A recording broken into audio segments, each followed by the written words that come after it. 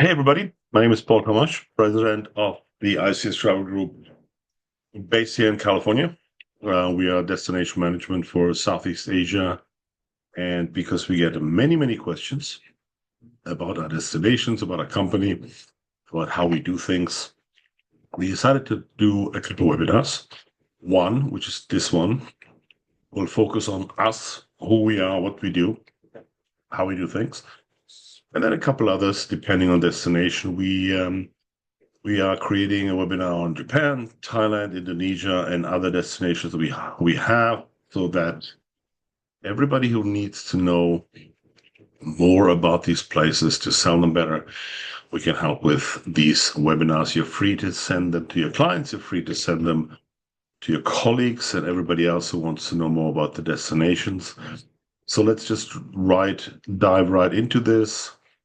Today is about us, who we are, what we do, and how we do things. And we're going to start off with a little presentation. I'm going to turn off my camera so that it's just a little bit easier to follow the presentation itself. Let's go right into it.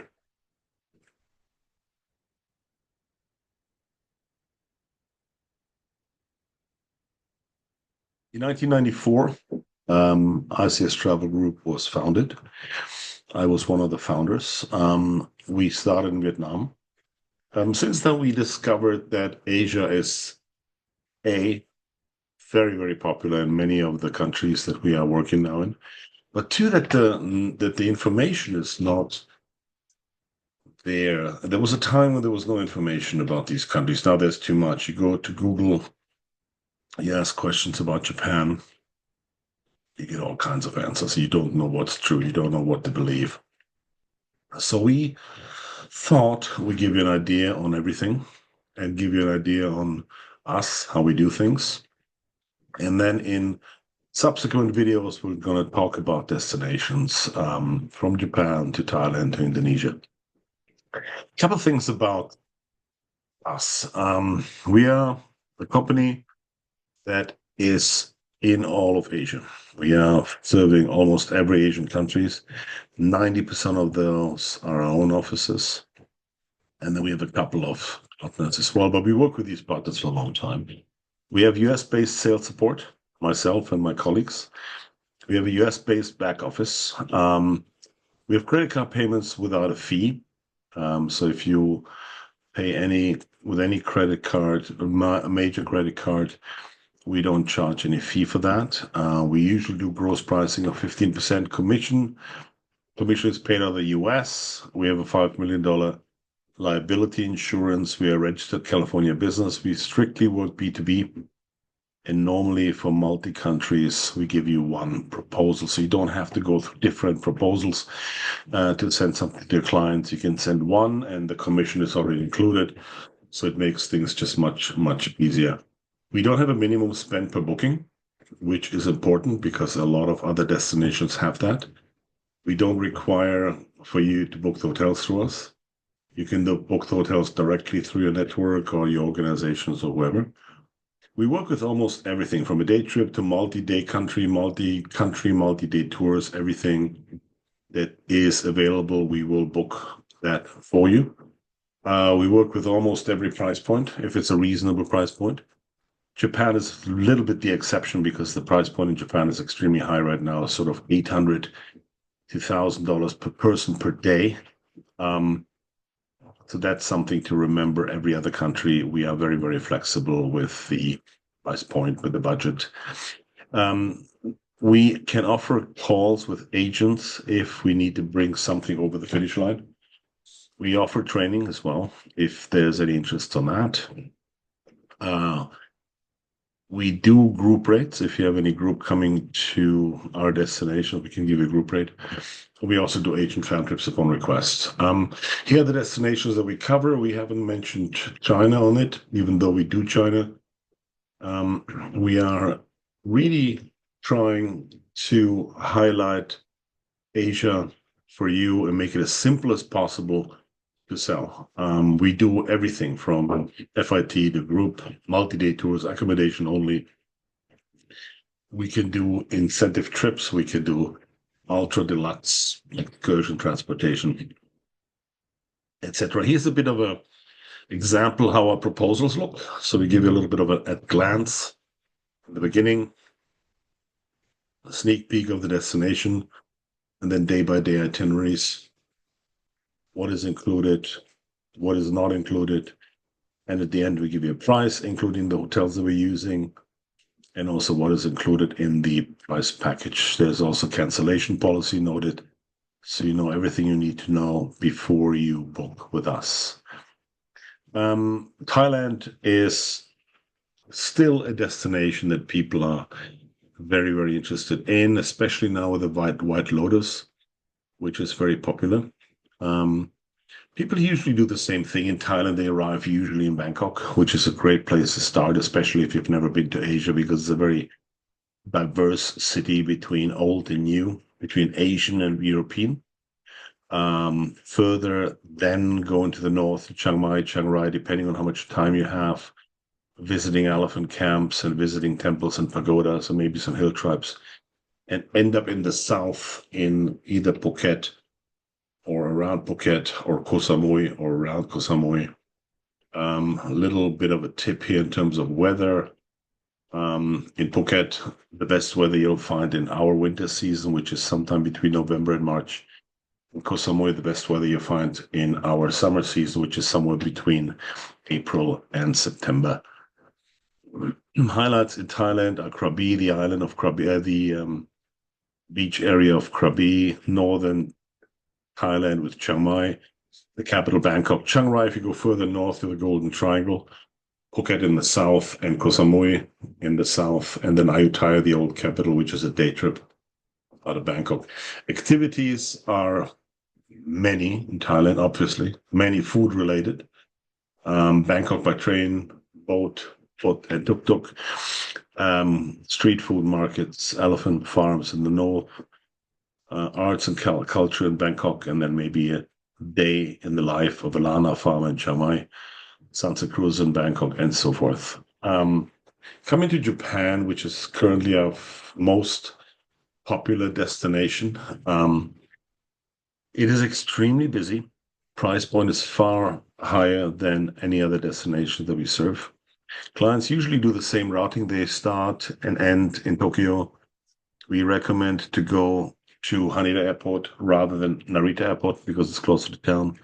They do a day trip or an overnight to Mount Fuji in Hakone and then go to Kyoto, the old capital and probably the most popular city in Japan, and end up in Osaka, paradise for food lovers. Tokyo is still number one destination in Japan because it's just such a mix of old and new and historic and beautiful, beautiful areas.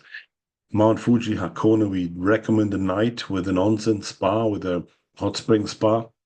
If you have the time, it's 30 minutes south by train from Tokyo. Kyoto is about an hour and a half from Hakone or 2 hours from Tokyo by train. Kyoto is certainly a very, very popular destination.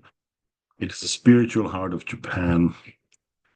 It has old traditional tea houses, temples, Zen gardens, and a nice geisha district as well. If you go to Hiroshima, you see a little bit of younger history and older history. The younger history with the atomic bomb, and the older history with some really beautiful memorials for old Honju Island temples and pagodas in Hiroshima. Nara is a fantastic half-day trip out of Kyoto. You see the very, very nice Nara castle, but also you see some really beautiful Nara wildlife, which is the beautiful little animals that come to you, the deer, and they ask you for food nicely. It's a really nice place. Hokkaido in the north for skiing and Okinawa in the south are really good destinations as well. What do we do in these destinations? Sushi class in Tokyo or in Kyoto. Private sake testing in Nara. We have sumo wrestling certain times of the year, mostly in Tokyo and Osaka. Tea ceremony in Kyoto. Swordsmith in Tokyo. Kimono dress up is very popular in Kyoto, and then calligraphy in Tokyo as well. If you go to Indonesia with us, there was a time when most people went to Bali, Bali only, and that's it. A lot has changed. And nowadays, people go to Yogyakarta to see the temples of Borobudur. They see the orangutans in Kalimantan. They go to Komodo and Flores for the dragons and for the beaches. And they go to Gili and Komodo for attractions like diving and snorkeling. Lombok and Gillies, as I said, diving and snorkeling is very popular there. Kalimantan with the orangutans. Java, home of the Borobudur temples. Sumatra and the west of Indonesia has some beautiful wildlife and nature. Sulawesi is home of some of the oldest human beings on the planet. Komodo is the home of the Komodo dragons, which are really only in two islands, which is Komodo and Rinca. Both are there. Qatar can be a nice transit for destinations like Sulawesi, Sumatra, or Kalimantan. Bali, obviously, the number one destination in Indonesia as well. What do? We do hidden beaches, cocktails, candlelight cave dinners in Bali. We do ridge walks, high tea in Bali, authentic nature walks, blessing trail. You find some really great people to introduce you to some ceremonial blessing in Bali. And then you can see Yogyakarta, which is the home of the Borobudur temples.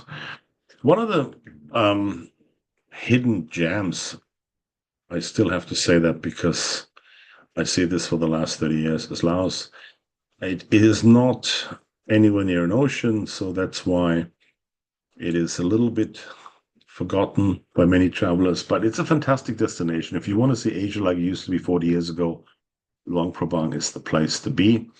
It is a destination that is a UNESCO on the World Heritage Site, and it is just fabulous. There's no skyscrapers. It's all very traditional Luang Prabang, old style, Asian adventure in Laos. Beautiful places in Savannakhet and Vientiane.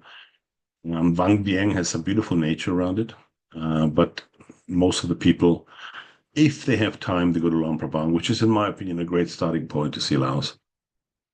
We do photography tours, we do Mekong cruise, we do an insider tour to Luang Prabang. We show you the capital of Vientiane if you have time.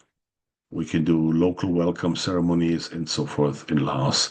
And one of my favorite countries, because it's really, really different, sophisticated, and amazing, it's Bhutan.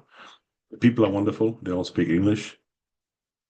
Bhutan is considered to be difficult to get into, even though it's not. We can help you with starting point Bangkok. We can help you with a flight to Bhutan. We can help you with a visa for Bhutan. And then you decide how much time you have. You usually arrive in the Paro, which is western Bhutan. Thimphu is the capital. It's about an hour away. And then depending a little bit on how much time you have, you can see a couple more valleys. I really like Punakha. This is sort of something that I would definitely recommend. If you have 6 nights, you can do Paro, Thimphu, and Punakha.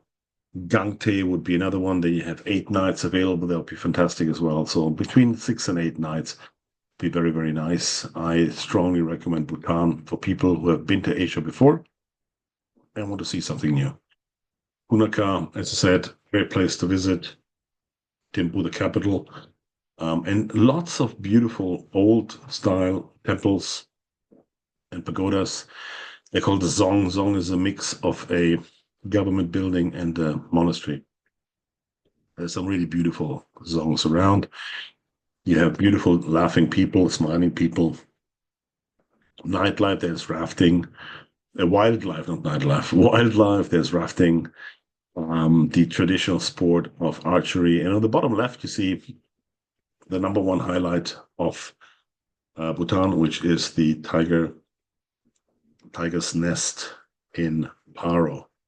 A little bit of a hike, 2 hours, but you'll be pleased to see the sights when you see you up on the tiger's nest. India is still popular. Most people do a little bit of Rajasthan, New Delhi, Agra, Taj Mahal, and then the circuit of Rajasthan between Jaipur, between Udaipur, maybe. If they have time, a little bit more of that.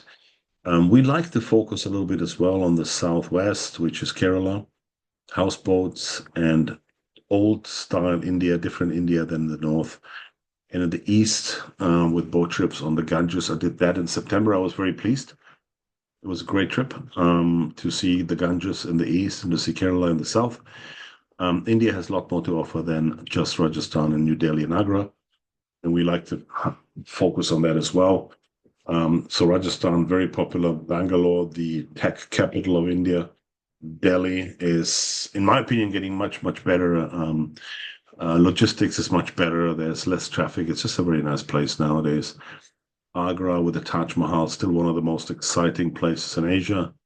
Kerala in the southwest, which is a very quiet and calm place. I definitely recommend. If you want a beach destination, you go to Goa, and then Mumbai, the bustling city on the west coast.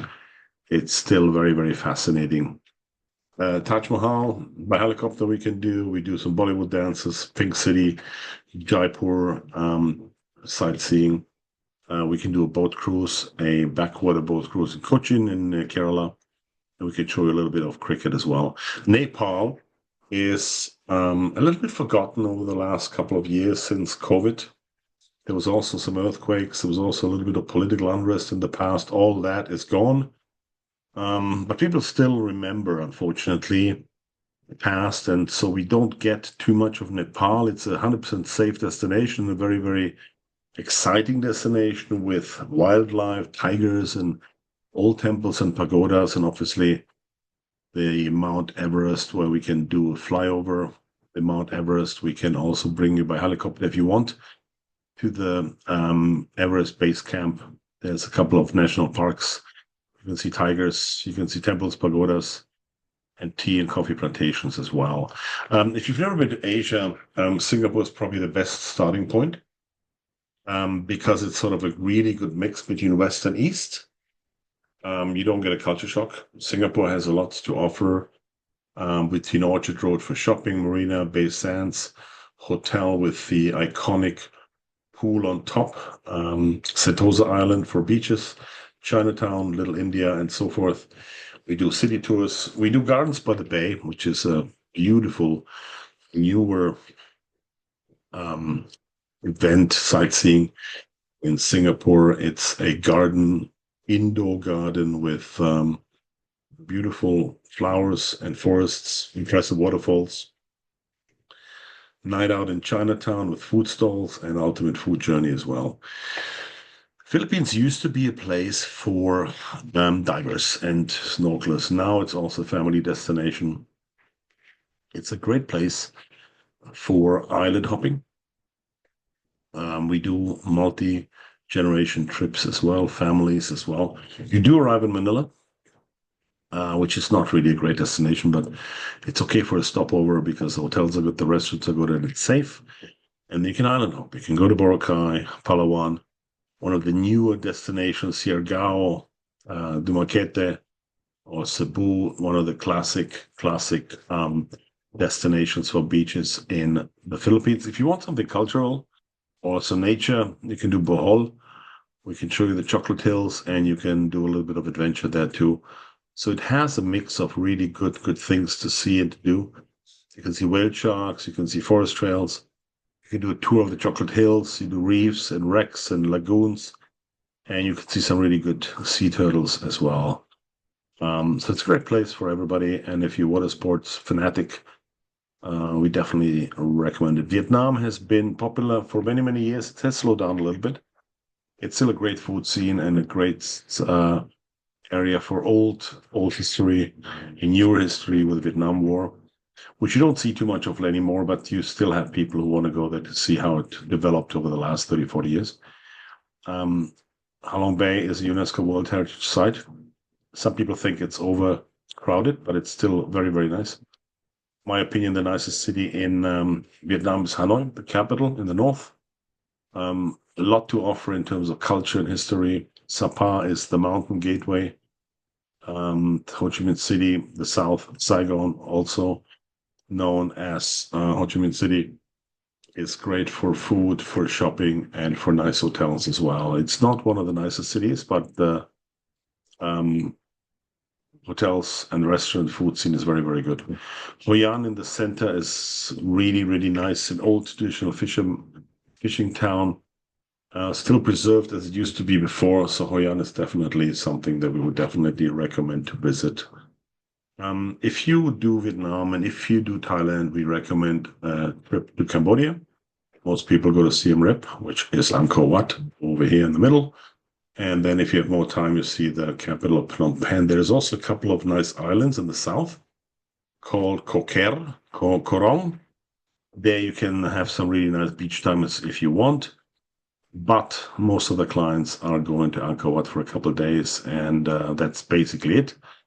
It has more to offer, but Angkor Wat has been developing really, really nicely. There used to be really the choice of doing the temples or do nothing.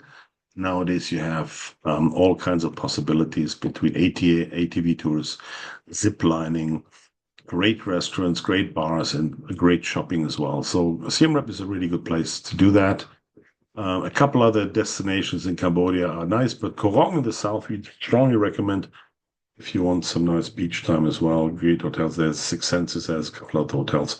So Korong is something we should definitely keep an eye on for the future. Malaysia is divided into two islands, which is the peninsula on the left and which is Borneo on the right. And Borneo has two parts to it. You can see in the north, in Sabah, you can see the orangutans, you can see some really nice animals. In the south, it's more the culture. And if you go to the peninsula of Malaysia, Kuala Lumpur, the capital, fascinating city still. In the north, you have Penang, Island Penang for beach destination, and Langkawi as well. Kuala Lumpur, the capital, really, really nice. I really would like to compare it to Singapore. Very modern, with some really old style districts as well. So I really think that's a great place to visit.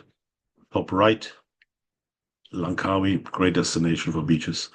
And on the bottom right, Malaysia, Borneo, where you can see not only orangutans, but also beautiful nature hikes and climbs as well. If you want something really exciting in one island, you go to Sri Lanka. Between animals, beaches, food, culture, history, tea plantation, coffee plantation, everything is on it. Everything is in Sri Lanka. It's a great destination year round. Colombo is the place where you land. Galle in the south is a historic city. You have beaches all over Galle, all around Galle, and then you have the Yala National Park with elephants. You have diving and snorkeling on the east coast, and in the north you have the temples of Anuradhapura and Sirigaya, and that's really old style pagodas and temples. We highly recommend Sri Lanka. He's been out of sight for a little bit because there were some political issues a couple of years ago, but those are all over. Everything is done. But the island's still a little bit slow in terms of tourists coming back. But we highly recommend Galle. We highly recommend Kandy, tea plantations and coffee plantations of Sri Lanka, Colombo, the capital, and then the beaches around Negombo and some other parts as well. We do stopovers in United Arab Emirates, between Abu Dhabi with some desert camps, Dubai. Everybody knows Dubai. It's modern and fancy and good restaurants and hotels. Further north, you also have Ras Al Khaimah, which is the newer beach destination as well. So really, all these Emirates have something unique to offer for a stopover. I personally like Abu Dhabi a lot because it's a little bit less fancy than Dubai and has some really nice resorts in the deserts as well. Hong Kong used to be out of tourism for many, many years. First, there were riots, and then there was COVID for a long extended period of time. It's all back. Hong Kong is fantastic. Hong Kong is beautiful. Great hotel, great service. Aqua Luna that you see has a great, nice sunset cruise. You can see the harbor in Hong Kong, Perfume Harbor in Hong Kong. At night, it has a lot of spectacular sites, the new territories, the Mongok district for shopping, Lantau Island with the largest Buddha in Asia, and then the Central District, more shopping, and you can also do a day trip to Macau if you want. That's it for us. This is who we are. This is what we do. If you have any questions, you can always contact us. We're also on social media if you have any questions. We can send you the presentation if you feel like it. We can also send you some itineraries if you want. And if you really want to connect, let us know, and we will be happy to help you with some pricing. Thanks again for this. Thanks again for your attention. And we will be back with more. Enjoy the rest of your day, and thanks for visiting us in Asia. Thank you. Have a good day.